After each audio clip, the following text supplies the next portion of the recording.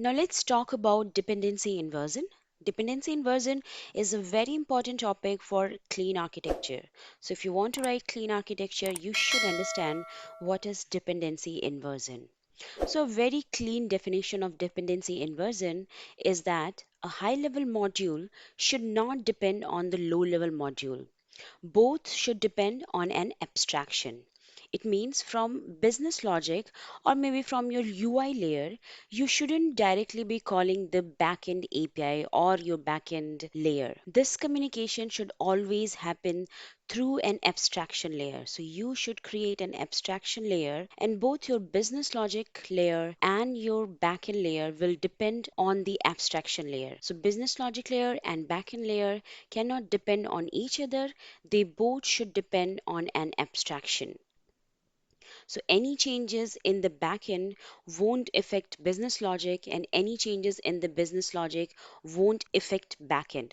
So both will become independent of each other. And this promotes a loose coupling in your application. A very good real life example of dependency inversion would be international adopters. So these international adopters are very useful when you go traveling from your country to some another country. So let's say you go to travel to Europe or UK, and then your charger plug will not be compatible with the one which they have in their country. So to resolve this problem, we have these adapters. You can use this adapter anywhere in the world, and it doesn't matter which type of plug point they have in that country.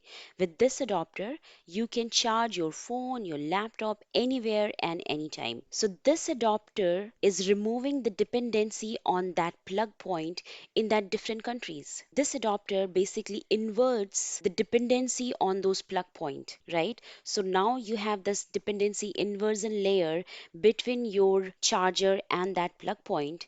And with this adapter, with this dependency inversion, you can charge your phone anywhere with very ease. And that is what dependency inversion does. Dependency inversion removes the dependency between two layers, which can change based on the business logic. So maybe in the backend, you currently have MongoDB or SQL Server, but later on, based on business logic or based on some condition, your company decides to change the backend to something else. So that can be done very easily without the business logic being changed, because your business logic layer does not depend on the backend layer. It depends on the abstraction layer only. And this can be easily implemented with abstract class or interfaces in our object oriented programming languages. This is it with dependency inversion. In the next video, we will see how to implement dependency inversion with Flutter.